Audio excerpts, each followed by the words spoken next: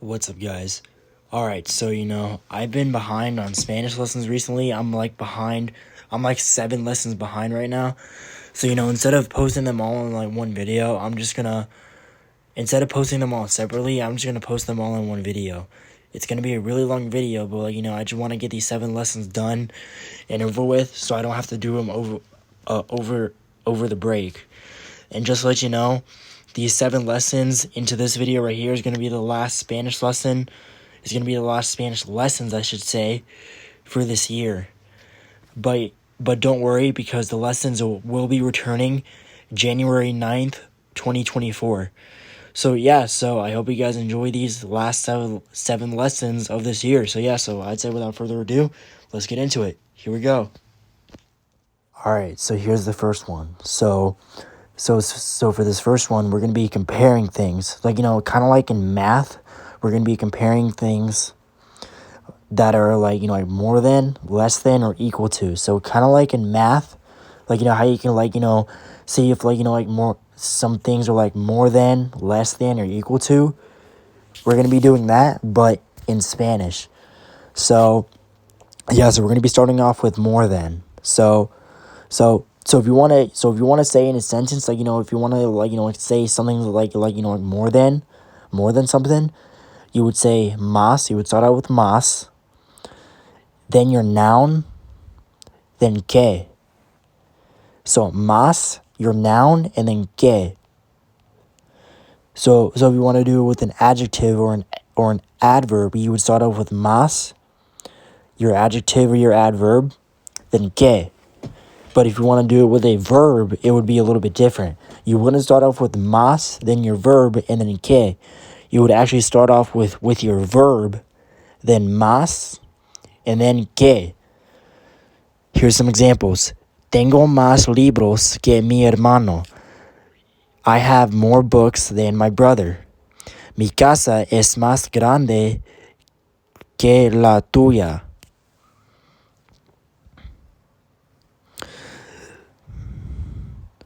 And I don't know what that translates to. I think it translates to my house is more bigger than something. I don't know. And here's the last one. Ana correr más que Laura. Which that basically means Anna runs more than Laura. So that's how you use it, in more than. Now let's go to less than. Wait, no, we're not doing less than. We're doing equality. So if you want to do, something that is equal to, you would start off with tanto or tanta.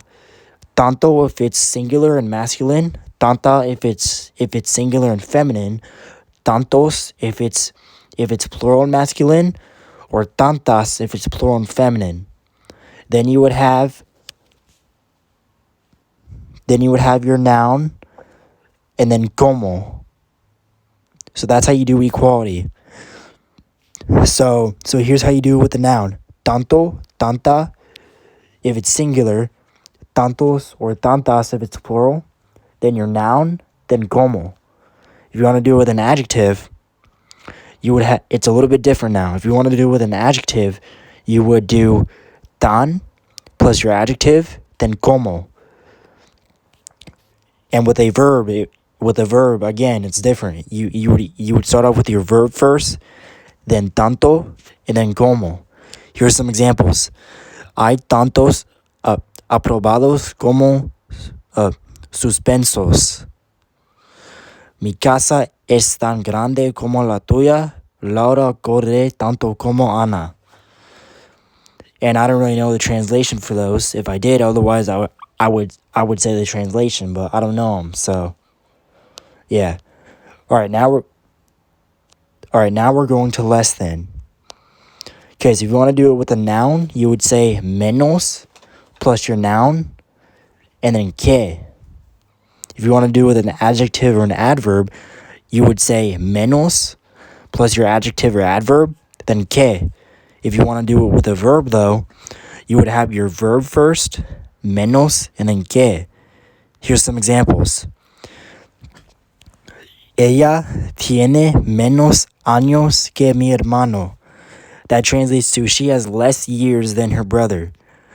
I think they're talking about age, like, like she is like, she was like, like her brother's older than her, and like, like she is less. I don't know. I think that's what that means. Alberto tiene menos vacaciones que Paula. That means Alberto has less vacations than Paula. La tortuga. I think I said that right. La tortuga corre menos que la liebre. I don't know the translation for that, so just gonna ignore that one. Okay, that was comparing stuff. Now we're gonna move on to something that you might not have heard of. Now we're gonna move on to something that you might not have heard of before. Now we're gonna move on to a superlative. The superlative also indicates that something is more or greater than / less than within a group of things or people. So you're basically comparing more or less, but this time with a lot of people.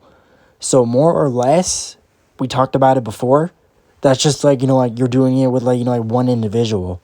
But this time we're doing it with a group. So here's how you do it. You would start off with your article first this time. El, la, los, or las. Más. Your adjective. Then your group name. Yeah, I know it's a lot, but like, that's how you do it. Here's some sentences down here. Don't know how to translate these in English, so I'm just going to read them to you. Esta chica es la más alta de la clase. I think that translates to the girl is she is like more taller than, or like she is like the tallest of the class. I don't know. All right, next one. Este coche es el más caro. Don't know what that means, but yeah. All right, here's how you do it with less than. Pretty much the same thing, to be honest. El, la, los, las, menos, adjective, name of the group. Este vestido es el menos caro. Esta chica es la menos alto de equipo. And then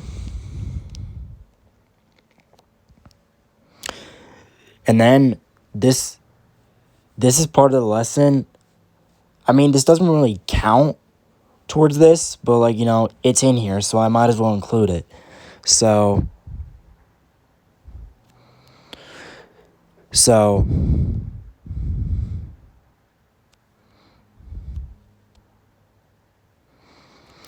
pretty much what this means, ísimo, ísima, ísimos, ísimas, that kind of like means like, you're an exaggerated state. Like, like you have your adjective and then ísimo, ísimos, ísimo, masculine, singular, ísima, feminine, singular, ísimos, masculine, plural, ísimas, feminine, plural. So you would use those if you're like, like exaggerating about something. Here's some examples down here, like este vestido es carísimo, or estas chicas son altísimas. You would only use those if you're like, like really like, like kind of like, like if you're like an exaggerated state, this is where these come in handy. So that's really it for this lesson. And like, sorry if my Spanish is like kind of off right now. I mean, it's gonna be off in like, like all these lessons, but like, I sincerely apologize for that. Simply because, I haven't done lessons in a while, so, my Spanish is not that perfect, but, I'm gonna need, so let's just move on to the next lesson. I think you get it, yeah. All right, first lesson down. First lesson of the 7 down. Now let's move on to the second one. All right, here you go. Okay, so this next lesson, we're going to be doing double object pronouns. So these are hard. But after this, I'm going to show you a video explaining them what they are. So you have indirect object pronouns and you have direct object pronouns. So these are just the articles, but I still need to explain them to you because, they're important. So here's the indirect. Yo, me, tú, te, él, ella, le, or se, nosotros, nos, ellos, ustedes, les, or se. Here's the direct. Yo, me, tú, te, él, ella, lo, la, nosotros, nos, ellos, ustedes, los, las. So the direct is a little bit different from the indirect, but Alright, here's something that you should know. The direct object pronouns in pink are the most common direct object pronouns used in double object pronouns. Yeah, so the ones in the pink, these ones right here are the most common. I mean, you will see indirect every once in a while, but these are the ones that are used all the time, Anyway, yeah, so that was the double object pronouns chart, just to give you an idea of what articles you're using, what conjugations, stuff like that. But if you still don't understand, I'm going to show you a video, so might as well get right on that right now. Explaining, so pay attention. Hola, en esta lección vamos a hablar acerca de los complementos directos e indirectos. Before watching this video, you might watch the previous videos about direct objects and the video on indirect objects. Otherwise, this video might be a little confusing. First, let's look at some sentences with direct objects. Escribo una carta. Mandamos regalos. Luis compra las flores. Ella presta su libro. Juan va a comprar un anillo. Ellos están... Gotta pause for a second. So we use double object pronouns, as kind of like a lazy way of saying it, because if you don't want to say the full sentence, you can say Charlie buys it, or you can say or you can, if you don't want to say Charlie buys a computer, you can just say Charlie buys it if you don't want to say the full sentence. So double object pronouns are kind of used as a lazy way of saying the sentence if you don't want to say the full thing. Anyway, I just thought I'd get that out of the way. Back to the video. Explicando las reglas.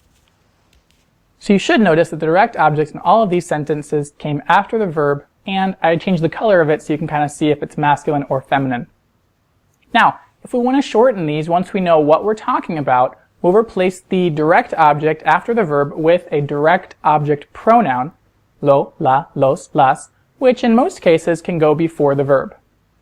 So, let's do that to these sentences, changing the direct object to a direct object pronoun.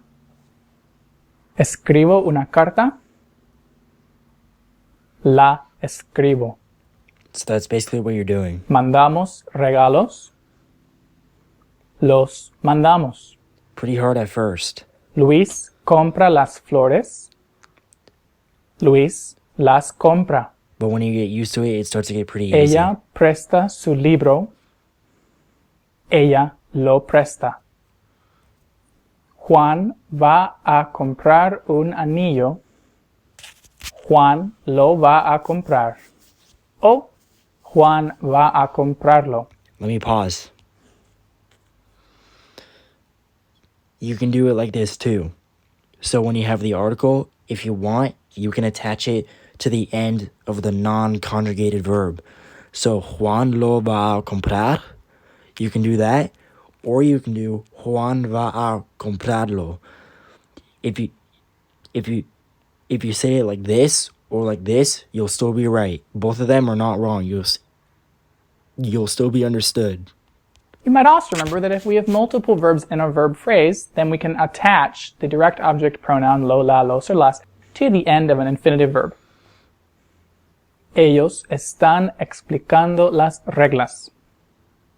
Ellos las están explicando, o Ellos están explicándolas. And we can also attach these to the end of the ing form. Yep. If you're following so far, you can often do an action to someone or for someone. This is called an indirect object. So let's go ahead and add some indirect objects to these sentences to say who we're doing something to or who we're doing something for. Le escribo una carta. Les mandamos regalos. Luis le compra las flores. Ella me presta su libro. Juan le va a comprar un anillo. Ellos te están explicando las reglas. You might notice that the indirect objects sometimes might be mentioned more than once for clarification or for emphasis. This would include the indirect object pronoun me, te, le, nos, os in Spain, les, and then also in the sentence you might see a plus a person. And this would be clarifying or emphasizing, but that part is optional. You'd need the first part, the me, te, le, nos, os, or les. Now, let's see what would happen if we changed the direct objects in these sentences to direct object pronouns. So I would have double object pronouns. So in the sentence, le escribo una carta, if I wanted to shorten it and say I write it to him, se la escribo. Les mandamos regalos. That's a double object pronoun. So you have le escribo una carta, I write a letter to my brother. But if you want to say I write it to him, se la escribo. That's a double object pronoun right there. If I wanted to say we send them to them, se los mandamos. Here's another one. Les mandamos regalos. We send gifts to our friends. Se los mandamos. We send them to them. Luis le compra las flores. If I wanted to say Luis buys them for her, Luis se las compra. Luis le compra las flores. Luis se las compra. Luis buys flowers for his girlfriend. Luis buys them for her. Ella me presta su libro. If I wanted to say she loans it to me, ella me lo presta. Ella me presta su libro. She loans her book to me. Or ella me lo presta. She loans it to me. Juan le va a comprar un anillo. If I wanted to say Juan is going to buy it for her, Juan se lo va a comprar. Juan le va a comprar un anillo. Juan is going to buy a ring for her. Juan se lo va a comprar. Juan is going to buy it for her. You can say it that way. O Juan va a comprárselo. Or you can say it this way. Juan va a comprárselo. So you can either say Juan se lo va a comprar, or you can say Juan va a comprárselo. You're just attaching the se and the lo to the non-conjugated verb. So notice we can still attach these as well when you have two of them to the end. Without an accent mark though. Ellos te están explicando las reglas. If we want to say they are explaining them to That's them another thing. to the end. If you're attaching if you're attaching the se and the lo or like whatever, the vowel has to have an accent mark.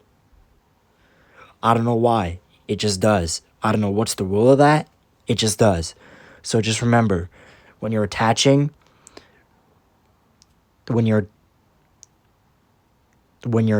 like se and lo or like other, you know, whatever they are, the vowel has to have an accent mark. Don't know why, it just does. Let's continue. I just wanted to point that out to you guys. Without an accent mark though. Ellos te están explicando las reglas. If If we want to say they are explaining them to you, ellos te las están explicando.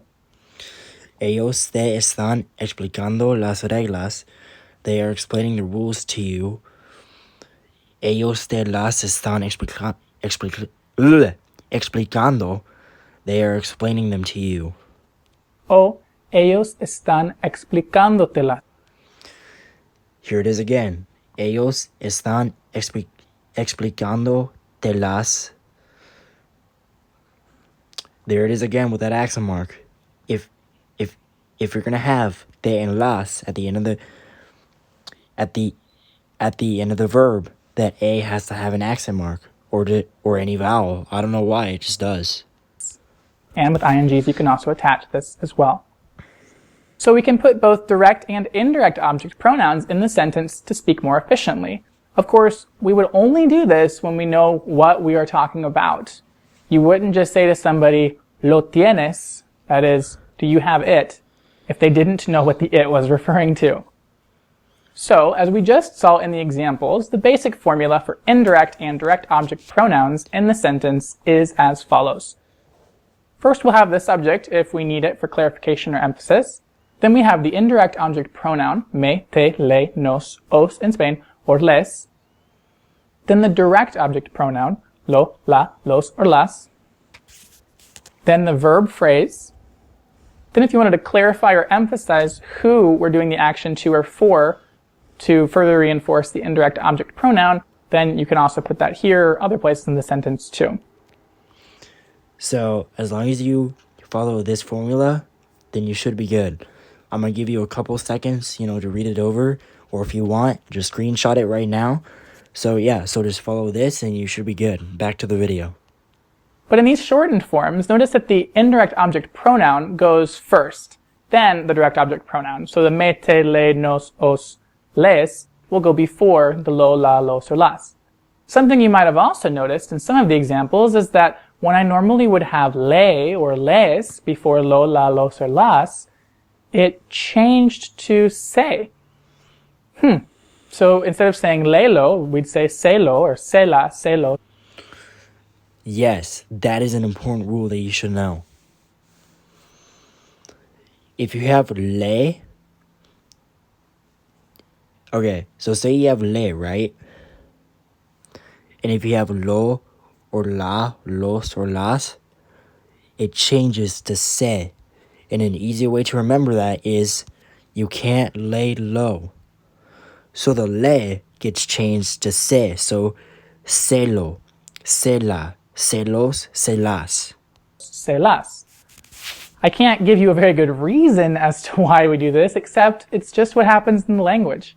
But a way to remember this change is the saying, you can't lay low. Confused? Well, let me show you one more example to see if it can help. So if Antonio were a generous guy and he loaned out his phone, his jacket, his shoes, and his keys to a bunch of people, we would use the form of the verb prestó, he loaned, and then we would use the indirect objects to tell who he loaned them to. So if he were to loan these things to me, me prestó su teléfono, he loaned his phone to me.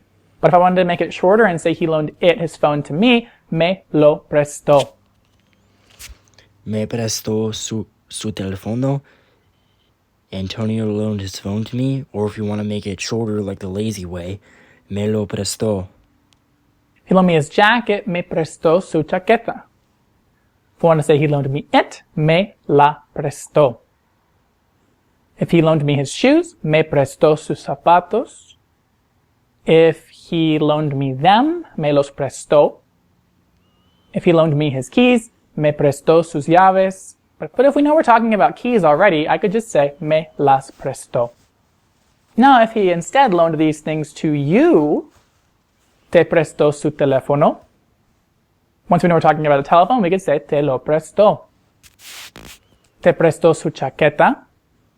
Te la prestó. Te prestó sus zapatos. Te los prestó. Now we're talking about you. He loaned it to you. Te prestó sus zapatos. Antonio loaned his shoes to you. But if you don't feel like saying that, you want to say it the lazy way, te los prestó. Antonio loaned them to you. Te prestó sus llaves. Te las prestó. Now, if he loaned these things to Carlos or to Ana or to you formal, we'd have to use le. So, if Antonio loaned his phone to Carlos, Ana, or to you formal, le prestó su teléfono. If I wanted to say he loaned it to Carlos, Ana, or to you formal, se lo prestó. Alright, so here's the se. Here's where the se comes in. So if he loans it to Carlos, Ana, or you in the formal, le prestó su teléfono a Carlos, a Ana, a usted. Antonio loaned his phone to Carlos, to Ana, or to you formal. But if you wanted to say it in the lazy way, le lo prestó. Antonio loaned it to Carlos, to Ana, or to you formal. That's wrong. That is super wrong. Remember the saying, you can't lay low? So you would replace the le with se. Se lo prestó. Remember, you can't lay low. If it was instead his jacket that he loaned, le prestó su chaqueta, or se la prestó. If he loaned his shoes, Carlos, Ana, or to you formal, le prestó sus zapatos, he loaned them, se los prestó. So really you can't lay low, lay la, lay los, or lay las, right? Le prestó sus llaves, se las prestó. Now, if he were to instead have loaned these things to us, nos prestó su teléfono, he loaned it to us, nos lo prestó.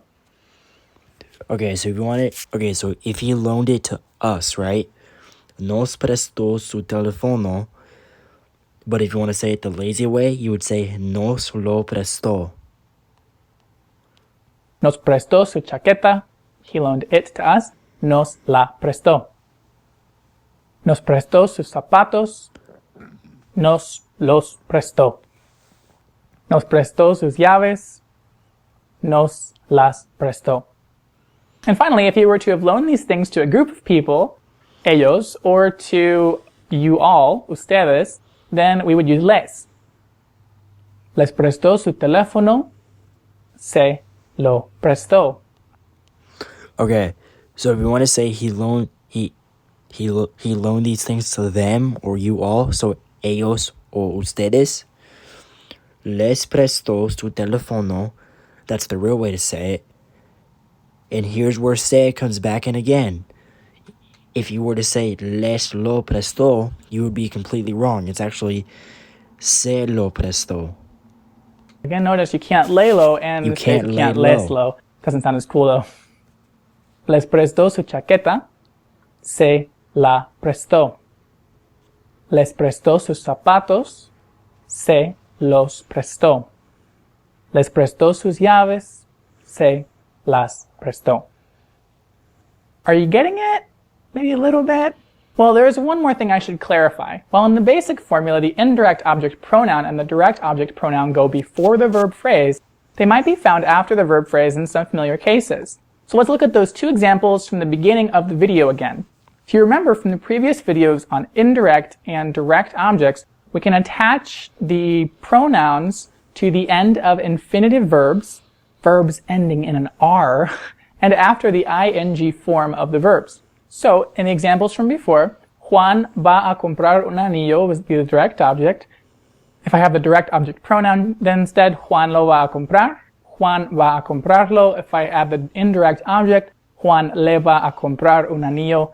A ella would be optional. O Juan va a comprarle un anillo. But if I wanted to do the double object pronouns, that is, the indirect and direct, Juan se lo va a comprar. A ella is optional. Y Juan va a comprárselo. Notice I have to add an accent on the vowel before the R, though, to keep the emphasis. So when you add the two pronouns to the infinitive, you'll need an accent mark. And the other example, ellos están explicando las reglas. When we have the direct object, we want to change it to a direct object pronoun. Ellos las están explicando, o ellos están explicándolas, with the accent over the vowel before the NDO. But if we wanted to add the indirect object also to the sentence, ellos te están explicando las reglas, o ellos están explicándote las reglas, with the accent mark on the ing form. And if you wanted to instead use the double object pronoun idea, then you could say ellos te las están explicando, or you could attach them, ellos están explicándotelas. And you can attach because this is an ing. So again, you can attach to infinitive verbs and to the ing, and you'd have an accent mark on them though. So, in short, the basic order or formula would be the subject, the indirect object, the direct object, the verb phrase, and optional, the indirect object clarification or emphasis. Subject, indirect object, direct object, verb phrase, and if you want indirect object to clarify what you're talking about. But if you have an infinitive verb, you have a second possibility, a second way you can use. When there's the infinitive verb, then you can use the subject, the verb phrase. In the verb phrase, you can attach the indirect object and the direct object to the end of the infinitive verb, the one that ends in an R. And make sure to add an accent mark to the vowel before the R. And then you can also have the indirect object clarification, that is, who you do something to or for if you need to clarify. Or Alright, but if you have a sentence with multiple verbs, the formula changes. So you have your subject, you have your verb plus the infinitive verb phrase, which means the verb is not conjugated. You have your indirect object pronoun, your direct object pronoun, and the indirect object for clarification. But if you use this formula, you have to add an accent mark over the vowel before the R. So if it's an A, an E, or an I, you have to add an accent mark if you're using this formula right here. Emphasize. And if there's an ing in the sentence, this is the possible secondary formula you could use. The subject, the verb plus the ing form, and to the ing form you can attach the indirect object and direct object, adding the accent mark over the last vowel of the ing, that is the one before the NDO. And then optionally, you can have the indirect object clarification or emphasis. But if you're doing it with the ing form, it's kind of the same thing. So you have your subject, you have your verb with the ing, you have your indirect object pronoun, your direct object pronoun, and your indirect object to clarify. And once again, if you're using this or this formula right here, ignore the basic. If you're using this or this, you have to add an accent mark over the vowel before NDO. So once again, if it's an A, E, or I, you have to add an accent mark to tell who something done to or for. And one more thing.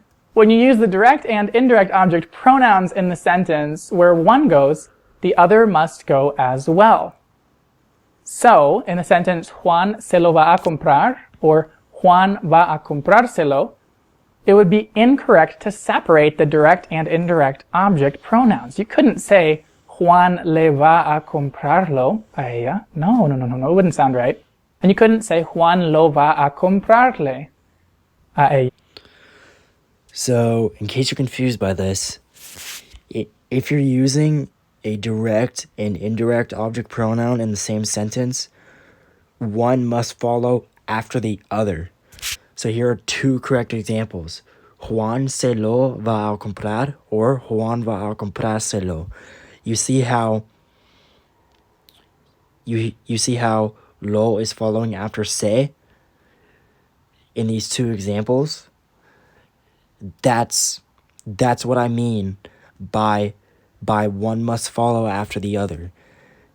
But if you were to say this, Juan le va a comprarlo, or Juan lo va a comprarle, that's incorrect. The verbs are not following each other. Not the verbs. the direct and indirect pronouns are not following each other. They have to follow each other in order for it to be correct. That doesn't sound right. You have to say Juan se lo va a comprar or Juan va a comprárselo. It has to stay together. Whew! That's it for this video on using double object pronouns. So that's pretty much the video on double object pronouns. So that's lesson 2 down. Now let's get on to the third lesson. Third lesson. Let's just get it over with. Okay, third lesson. Los apodos, which means nicknames. Okay, so ¿qué es un apodo?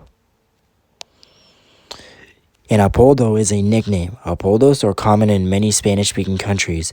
They can be short versions of a person's name, example, Ale, or personal characteristics, examples, Little Shorty. And here's the Spanish translation right here. Okay, here's an example. Él es Francisco. En su casa le llaman Pancho. Sus amigos le llaman Frankie. Sus hermanos le dicen Chaparro. This is Francisco. In his house they call him Pancho. His friends call him Frankie. His siblings call him Shorty. So yeah, that's pretty much a nickname. That's pretty much it. And I actually relate to this because I actually do have a nickname. It's Charlie el Bailador. My teacher gave me that nickname because it's describing a characteristic of mine. Because in case you guys didn't know, I love to dance. So Charlie the dancer. Charlie el Bailador. So that nickname suits me pretty well.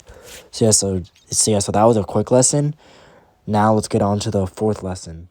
Okay, so for this one, we're gonna be I'm gonna be teaching you 20 irregular verbs in the present and the past. So you probably are already familiar with ser, estar, haber, tener, verbs like that. But there's some verbs that I did not teach you yet. So and we have 20 verbs to go through. So might as well just shut up and start going through them. All right, we're going to start off with ser. Soy. Eres. Es. Somos. Son. Fui. Fuiste. Fue. Fuimos. Fueron. All right, estar is next. Estoy. Estás. Está. Estamos. Están. Estuve. Estuviste. Estuvo. Estuvimos. Estuvieron. All right, haber. Has. Hay. Either one works. Hemos. Han. Hube. Hubiste. Hubo. Hubimos. Hubieron. Tener. Tengo. Tienes. Tiene.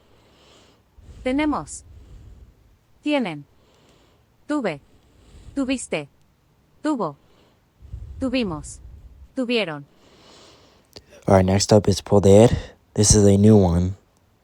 Puedo. Puedes. Puede.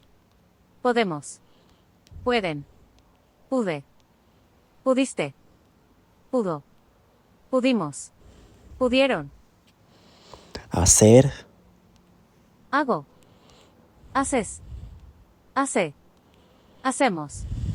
Hacen. Hice. Hiciste. Hizo. Hicimos. Hicieron. Ir, which means to go. Voy. Vas. Va. Vamos. Van. And the preterite conjugations are actually the same thing as ser, so. Fui. Fuiste. Fue. Fuimos. Fueron. Poner. Pongo. This is another new one. Pones. Pone. Ponemos. Ponen. Puse. Pusiste. Puso. Pusimos. Pusieron. All right, decir. Digo. Dices. Dice. Decimos. Dicen. Dije. Dijiste. Dijo. Dijimos. Dijeron. Ver. Another new one again.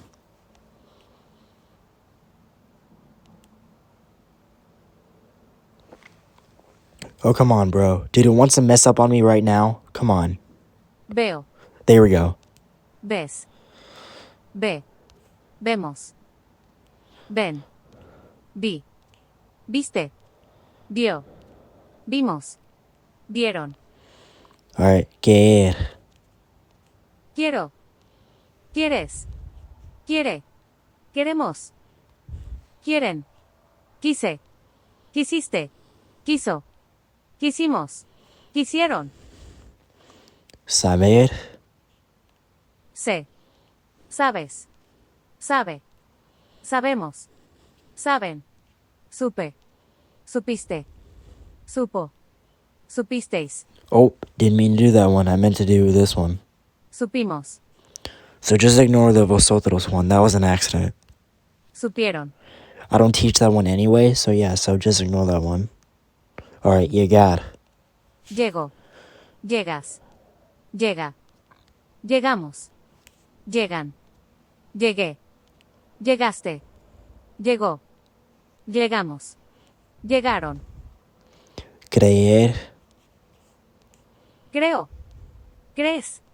Cree. Creemos. Creen. Creí. Creíste. Creyó. Creímos. Creyeron. Encontrar. Encuentro. Encuentras. Encuentra. Encontramos. Encuentran. Encontré. Encontraste. Encontró. Encontramos. Encontraron. All right, so venir. Vengo. Vienes. Viene. Venimos. Vienen. Vine. Viniste. Vino. Vinimos. Vinieron. Pensar. Pienso. Piensas. Piensa. Pensamos. Piensan. Pensé. Pensaste. Pensó. Pensamos. Pensaron. Conocer. Conozco. Conoces. Conoce. Conocemos. Conocen. Conocí. Conociste. Conoció. Conocimos. Conocieron. Sentir. Siento. Sientes. Siente.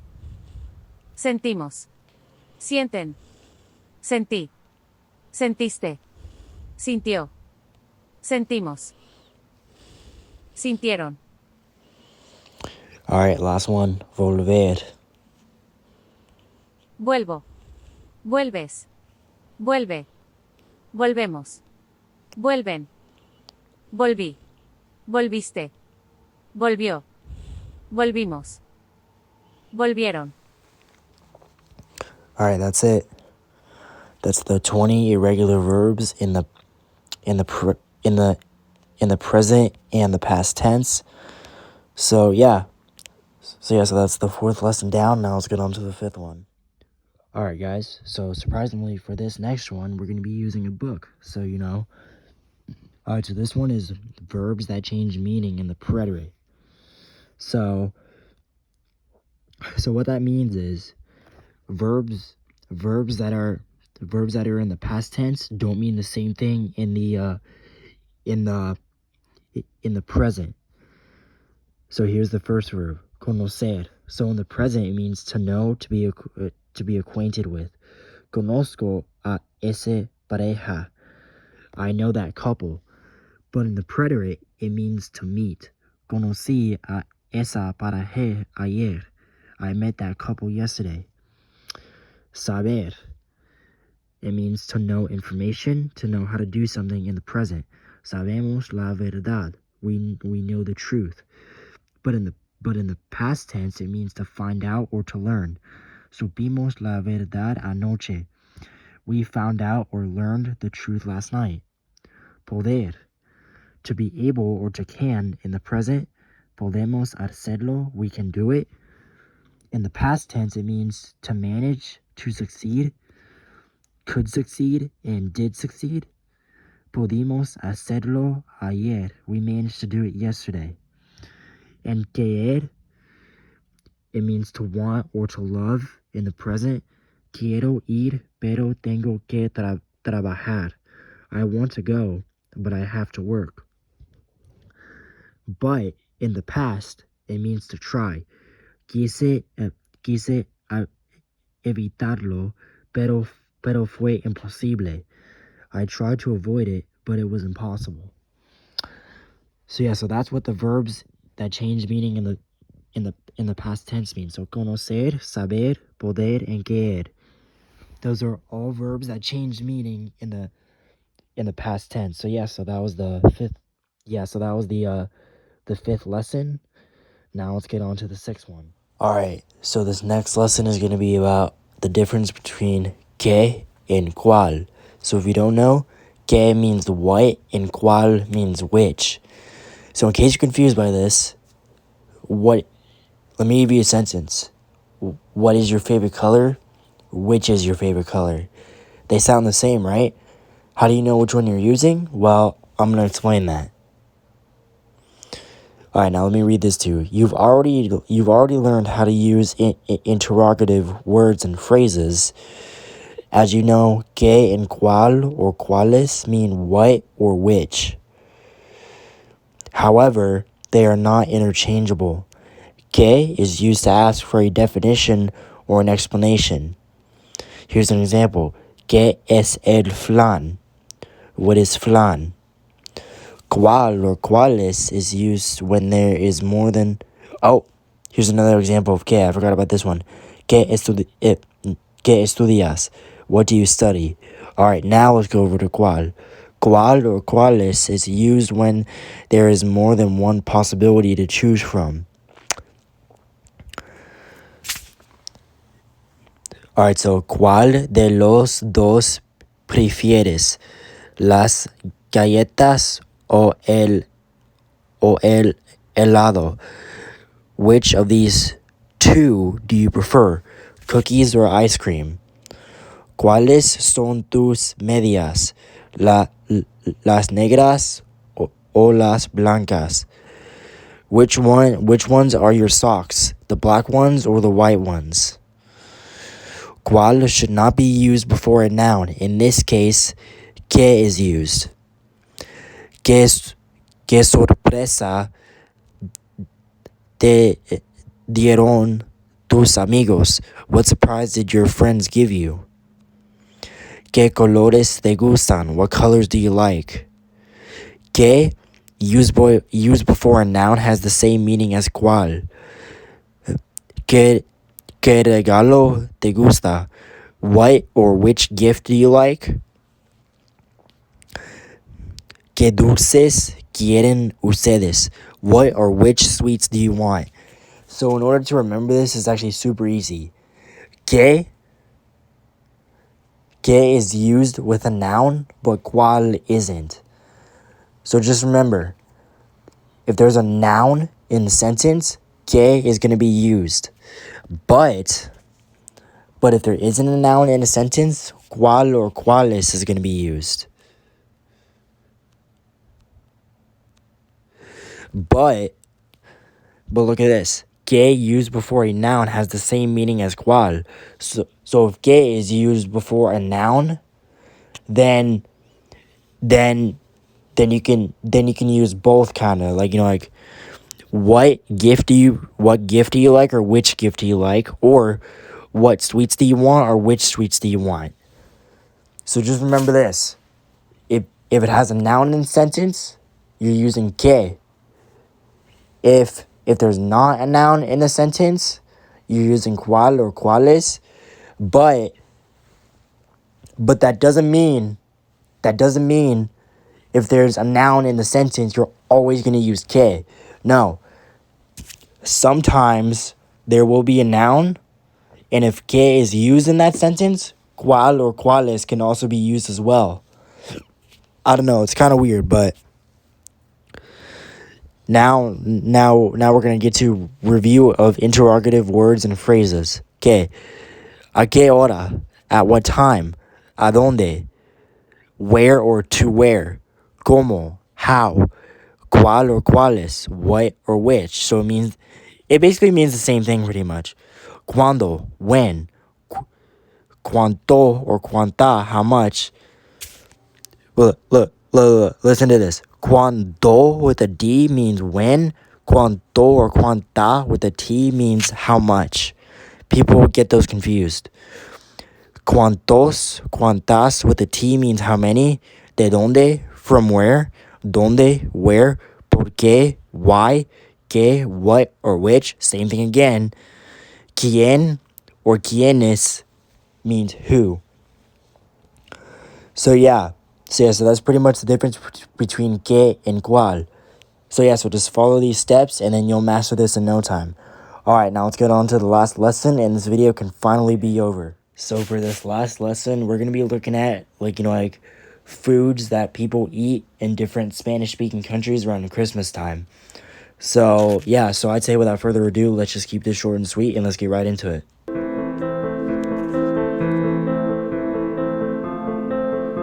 Esta es la cena navideña de cada país de Latinoamérica. I apologize, the video is in Spanish, so...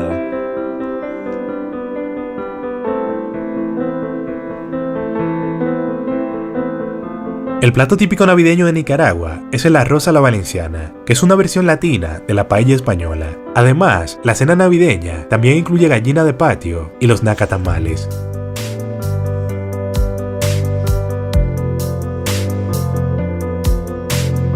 Brasil es el país más grande de Latinoamérica en cuanto a territorio, y por esa misma razón, cada región tiene sus propias costumbres y preparaciones típicas, tanto en la comida del día a día como en la cena navideña.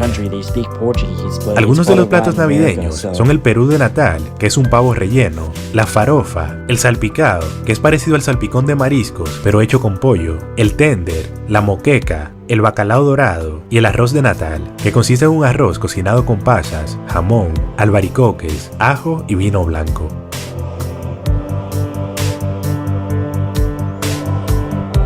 En una cena navideña venezolana, nunca faltan las hallacas, el pastillo, que es una variante de la lasaña clásica, la ensalada de pollo, pernil asado y el famoso pan de jamón, que es un tipo de pan relleno de jamón, tocineta, pasas y aceitunas, que se considera como la preparación navideña más conocida del país.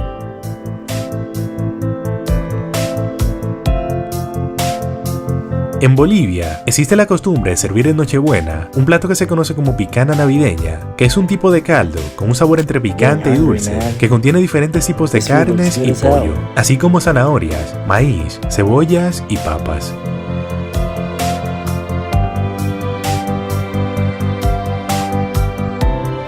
La tradición navideña de Panamá consiste en cenar a medianoche con pavo, jamón, tamales, arroz con guandú, carne de cerdo y ensalada de papas, así como dulce de frutas de postre y ponche de ron como bebida.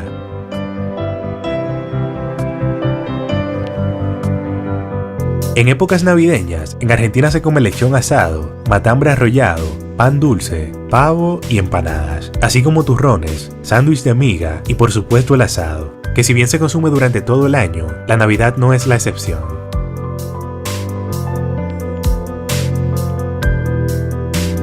Perú es uno de los países con las gastronomías más ricas y diversas en todo el mundo, y se podría decir que sus preparaciones navideñas tienen una gran influencia de las tradiciones europeas, ya que en Nochebuena se consume el pavo relleno, el panetón acompañado de chocolate caliente, el lechón, el arroz navideño, la ensalada rusa y el pollo a la brasa.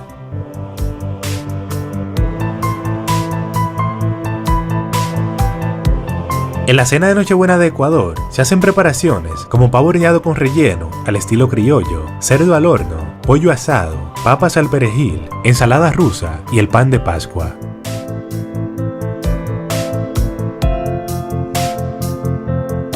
La cena navideña de Paraguay contiene como elemento principal la carne asada, que puede ser de pollo, cerdo u oveja, y se suele acompañar con sopa paraguaya o chipá guazú.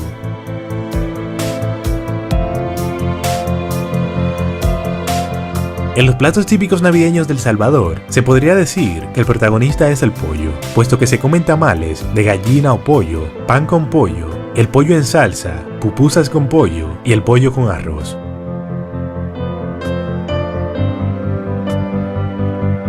Dominican Republic. En República Dominicana, una cena navideña tradicional contiene cerdo al horno, pasteles en hoja, ensalada rusa, moro de guandules, pollo horneado, empanadas de yuca y algunas frutas como manzanas, uvas y peras, además de que se toma ponche y se comen dulces navideños.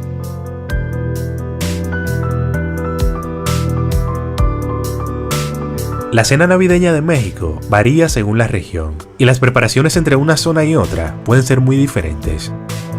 Algunos de los platos que se preparan en Nochebuena son los tamales, buñuelos, la carne asada, el pavo relleno, los romeritos, el bacalao, la carne de cerdo, el mixiote, la ensalada navideña que se hace a base de manzana y como bebida toman ponche de frutas.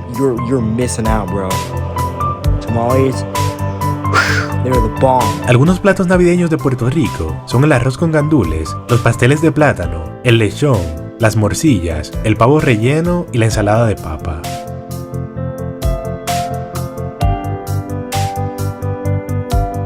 El plato principal de Costa Rica en una cena navideña son los tamales de cerdo y de pollo. Además, también se prepara la pierna de cerdo, ensalada de papa, pollo y arroz.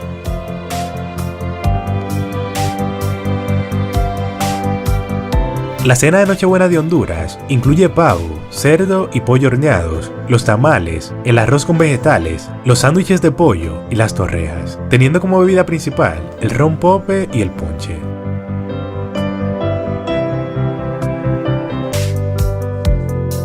La cena navideña de Chile varía según el presupuesto y los gustos de cada familia, pero hay algunos platos que son típicos de la tradición navideña, como el pollo o pavo asados, el pan de Pascua, el lomo horneado y las papas duquesas.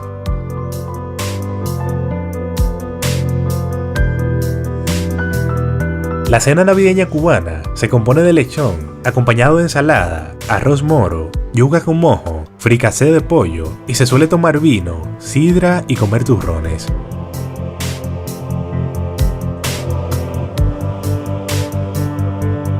La comida navideña por excelencia de Guatemala son los tamales, ya que desde mediados de diciembre hasta que se acabe el año, este se consume casi a diario por sus habitantes.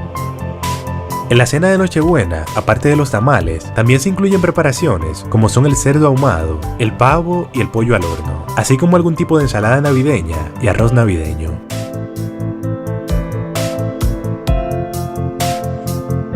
Colombia tiene diferentes preparaciones navideñas que varían según la región, pero entre las más típicas se encuentran la lechona, el chicharrón, los buñuelos, tamales, las empanadas y la natilla, que es uno de los postres favoritos de los colombianos y se suele consumir en vísperas navideñas.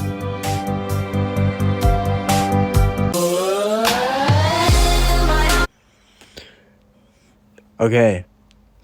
Yeah, so that's pretty much every country. But well, no, that's not all the countries because they forgot one. They forgot to mention Uruguay.